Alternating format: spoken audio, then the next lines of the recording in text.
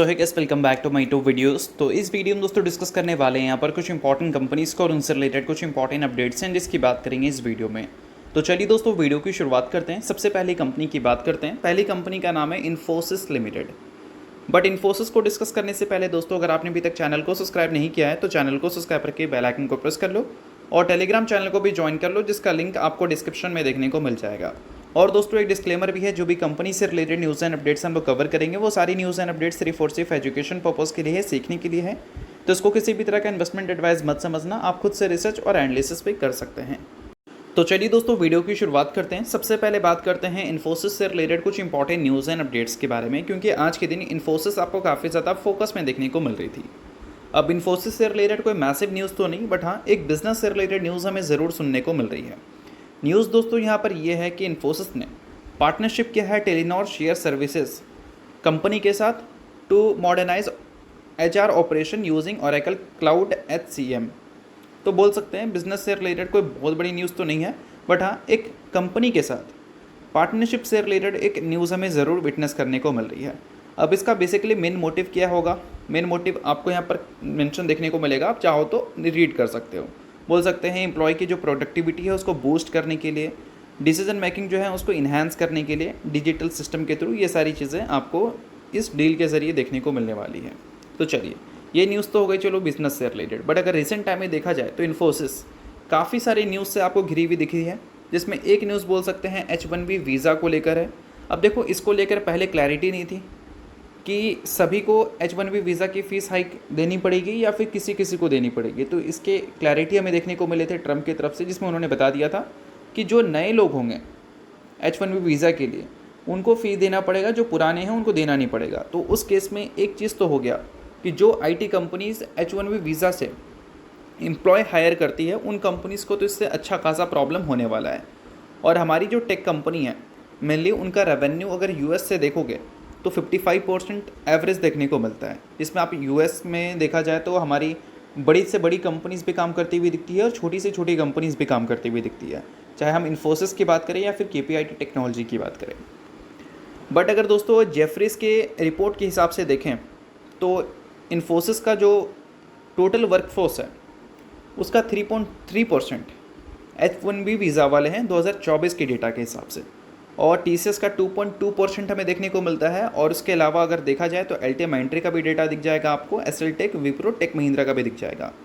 But Infosys के जो data हैं वो थोड़े से डराने वाले हैं, क्योंकि मेंशन है कि 2024 में जो कंपनी ने रेवेन्यू रिपोर्ट किया था उसका 11.5% का शेयर H1B वीज़ा से आया था। मतलब H1B वीज़ा से नहीं, H1B वीज़ा से जो कंपनी ने एम्प्लॉयज़ हायर किया था उससे आया था। और उसके बाद जो दूसरे नंबर पे कंपनी आती है उसका नाम है हेक्सावेयर। तो इन्फोसिस का अच्छा खासा डिपेंडेंसी है इस पर्टिकुलर वीज़ा में, ऐसा हम बोल सकते हैं।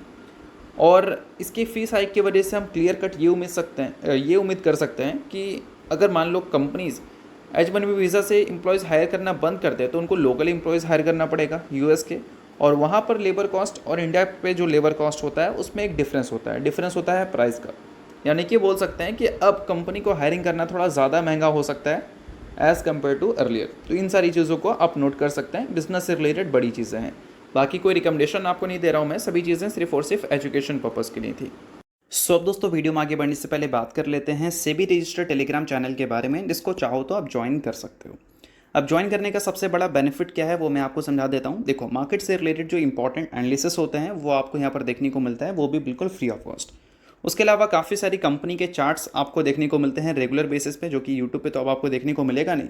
तो वो सारी चीज़ें आपको टेलीग्राम में ही अपडेटेड देखने को मिल जाती हैं। और इसके अलावा दोस्तों सेबी रजिस्टर्ड टेलीग्राम चैनल है, तो यहाँ पर आपको काफ़ी सारे कॉल्स वगैरह भी देखने को मिलते हैं, जिसका भी बेनिफिट आप ले सकते हैं। पास्ट में जो कॉल्स वगैरह यहाँ पर देखने को मिले थे उसकी परफॉर्मेंस भी हमें काफ़ी अच्छी देखने को मिली थी, जिसको आप चाहो तो नोट डाउन कर सकते हैं। और साथ में दोस्तों यहाँ पर लाइव आकर जो भी आपके डाउट्स इंक्वायरीज हैं वो भी क्लियर किया जाता है। तो लिंक इसका आपको डिस्क्रिप्शन में देखने को मिल जाएगा, लिंक के थ्रू जाकर आप सेबी रजिस्टर्ड टेलीग्राम चैनल को ज्वाइन कर लेना।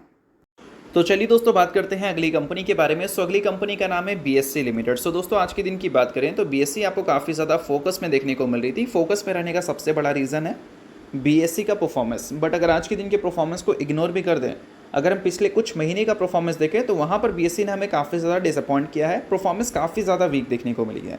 अब उसके पीछे का कोई बोल सकते हैं रीज़न बीएससी से रिलेटेड, पर्सनल तो हम नहीं बोल सकते हैं, बट बीएससी जिस सेक्टर में काम करती है उस सेक्टर को डैमेज हो सकता है सेबी की वजह से।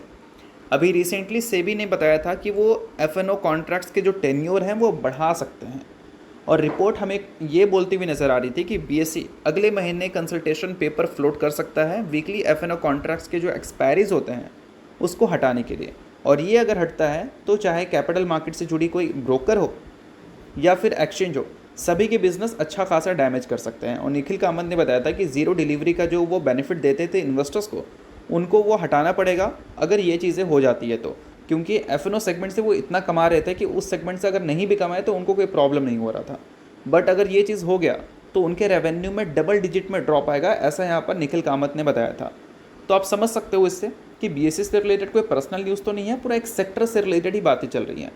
अब बीएससी क्या करती है, आपको एक प्लेटफॉर्म देती है जहाँ पर ट्रेडिंग होता है।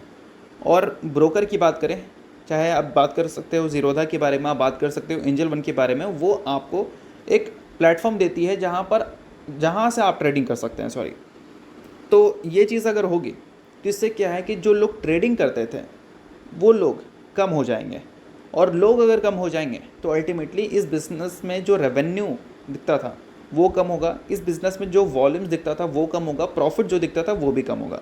तो इस वजह से ये जो न्यूज़ है काफ़ी बड़ी है। अगर ये ऑफिशियल हो जाता है तो मतलब सेबी तो इस पर काम कर रही है, ये सेबी ने बोल दिया था, बट ये अगर इम्प्लीमेंट हो जाए तो ये काफ़ी बड़ी न्यूज़ बन जाएगी। और जो कंपनीज़ कैपिटल मार्केट से जुड़ी कंपनीज़ हैं और एफएनओ में अच्छा खासा डिपेंडेंसी है उनका, उन कंपनीज़ के बिजनेसेस में इम्पैक्ट दिखेगा। बट ये तब दिखेगा जब ये सारी चीज़ें पास हो जाएंगी। बट अभी के टाइम पे अगर देखें तो बीएससी ज़रूर आपको 52 वीक हाई से 27.8% नीचे दिख रही है, क्योंकि इस न्यूज़ की वजह से इन्वेस्टर थोड़े से कंसर्न है कि आगे चलकर बीएससी के रेवेन्यू एंड प्रॉफिट में इम्पैक्ट दिखेगा, इस वजह से वैल्यूएशंस आपको टूटता हुआ दिख रहा है। बट अभी के टाइम पे बीएससी के जो नंबर्स हैं वो कहीं ना कहीं बहुत ज़्यादा मैटर करते हैं। अगर बीएससी के नंबर्स हमें अच्छे देखने को मिलते हैं तो ये जो 52 वीक हाई से एक बड़ा गैप दिख रहा है, इस गैप को वो कम भी कर सकती है। तो नंबर्स कंपनी के अच्छे कैसे आ सकते हैं, इक्विटी डेरिवेटिव्स के वॉल्यूम्स अगर हमें अच्छे देखने को मिले तो कंपनी के नंबर्स हमें अच्छे दिख सकते हैं। तो इक्विटी डेरिवेटिव मार्केट के जो वॉल्यूम्स के डेटा हैं वो हमारे पास आ चुके हैं, तो चलिए उसको अच्छी तरह से समझते हैं। सो देखो दोस्तों, यहाँ पर डेटा मैंने ओपन कर रखा है। अक्टूबर का जो महीना है उसको हम इग्नोर करेंगे, क्योंकि अक्टूबर में कितना दिन हुआ है, अभी सिर्फ 2 ट्रेडिंग दिन हुआ है, तो इस वजह से उसको हम इग्नोर करेंगे। बात करेंगे हम किसके बारे में, हम बात करेंगे सितंबर के बारे में, अगस्त के बारे में और जुलाई के बारे में, क्योंकि ये 3 महीना क्वार्टर 2 का पार्ट है। और यहाँ पर अगर हम देखें दोस्तों एवरेज डेली प्रीमियम टर्नओवर, तो वो आपको यहाँ पर देखने को मिलेगा। इसका अगर एवरेज निकालोगे तो एवरेज निकल के आता है लगभग 15,000 करोड़ का, मतलब एवरेज 15,000 करोड़ का डेली प्रीमियम टर्नओवर हमें देखने को मिलता है क्वार्टर 2 में। और अगर हम बात करें क्वार्टर 1 के डेटा के बारे में, तो वहाँ पर भी जो एवरेज हमें देखने को मिलता था वो 15,000 करोड़ के आसपास का ही देखने को मिलता था।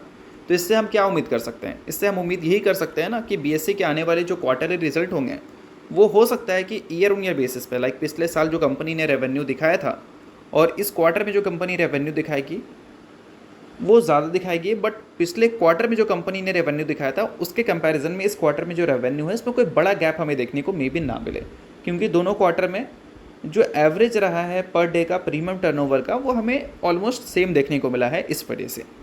बाकी अगर हम बात करें इसके अलावा दोस्तों नोशनल टर्नओवर के बारे में, तो वहाँ पर आपको ज़रूर गैप देखने को मिल जाएगी। क्वार्टर 2 में अच्छा खासा आपको देखने को मिल जाएगा बड़ा number as compare to quarter 1। तो हम ये उम्मीद कर सकते हैं कि बीएससी के नंबर्स क्वार्टर 2 में अच्छे दिख सकते हैं Q1Q बेसिस पे भी, बट वो गैप बहुत ज़्यादा बड़ा में भी देखने को ना मिले। बट पिछले साल के क्वार्टर 2 के कंपैरिजन में इस बार कंपनी डबल डिजिट की ग्रोथ रिपोर्ट करती हुई दिख सकती है। तो ये सारी चीज़ों को आप नोट कर लेना, क्योंकि बिजनेस से रिलेटेड काफ़ी इंपॉर्टेंट डेटा मैंने आपको बताई है। तो चलिए दोस्तों बात करते हैं अब अगली कंपनी के बारे में। सो अगली कंपनी का नाम है टाटा कैपिटल लिमिटेड। सो दोस्तों टाटा कैपिटल लिमिटेड अभी के टाइम पे कोई लिस्टिंग एंटिटी तो नहीं है, बट हाँ कुछ दिनों बाद ही ये लिस्टिंग एंटिटी भी बन जाएगी, क्योंकि इसकी आईपीओ की शुरुआत आज से हो चुकी है। अब इसके बारे में थोड़ा डिटेल में बात करेंगे, बट उससे पहले अगर आपने अभी तक सेबी रजिस्टर्ड टेलीग्राम चैनल को ज्वाइन नहीं किया है तो उसका लिंक आपको डिस्क्रिप्शन में देखने को मिल जाएगा। लिंक के थ्रू जाकर चैनल को ज्वाइन कर लो। मार्केट से रिलेटेड अपडेट हो, इंडस्ट्री से रिलेटेड हो या फिर सेक्टर से रिलेटेड कोई भी अपडेट एंड न्यूज़ वो आपको दिया जाता है। कंपनी से रिलेटेड जो प्रॉपर एनालिसिस होती है वो आपको देखने को मिलता है बिल्कुल फ्री ऑफ कॉस्ट। और इसके अलावा दोस्तों सेबी रजिस्टर्ड टेलीग्राम चैनल है तो इनके कॉल्स वगैरह भी दिखते हैं, उसको भी आप चाहो तो चेकआउट कर सकते हैं। तो लिंक डिस्क्रिप्शन में है, लिंक के थ्रू जाकर बिल्कुल फ्री ऑफ कॉस्ट इस चैनल को आप ज्वाइन कर लेना। अब दोस्तों बात कर लेते हैं टाटा कैपिटल के बारे में। सो आज से इसकी आईपीओ की शुरुआत हमें देखने को मिली है। इससे पहले टाटा ग्रुप का बड़ा आईपीओ देखने को मिला था टाटा टेक्नोलॉजी का, जिसको लेकर लोग काफ़ी ज़्यादा इंटरेस्टेड थे, बट उस टाइम मार्केट जो था अलग था, अभी मार्केट जो है अलग है। तो इस वजह से हो सकता है कि उतना ज़्यादा लोगों का इंटरेस्ट ना दिखे जितना हमें टाटा टेक्नोलॉजीज़ में देखने को मिला था। अब देखो दोस्तों, टाटा कैपिटल जो रेस कर रही है वो छोटा मोटा अमाउंट तो रेस नहीं कर रही है भाई, 15,500 करोड़ रुपए रेस कर रही है, जिसमें से 6,846 करोड़ रुपए तो फ्रेश इशू के जरिए आ रहा है और बाकी का 8,600 करोड़ ओएफएस के जरिए हमें देखने को मिल रही है। अब टाटा कैपिटल करती क्या है, बोल सकते हैं ये कंपनी एक एनबीएफसी कंपनी है, जो कि कोई छोटी मोटी कंपनी नहीं है, ऐसा भी हम बोल सकते हैं। और सबसे इंटरेस्टिंग बात, ग्रे मार्केट प्रीमियम, इसको लेकर तो लोग बहुत ज़्यादा बोल सकते हैं पागल रहते हैं कि ग्रे मार्केट प्रीमियम अगर अच्छा रहा तो उस केस में लोग आईपीओ में इंटरेस्टेड होते हैं और ख़राब रहा तो इंटरेस्टेड नहीं होते हैं। तो बेसिकली ये वही लोग फॉलो करते हैं जो लोग सिर्फ और सिर्फ लिस्टिंग गेन का फ़ायदा लेना चाहते हैं, ना कि कंपनी के नाम का, ना ही कंपनी के रेपुटेशन का और ना ही कंपनी के फाइनेंशियल्स का।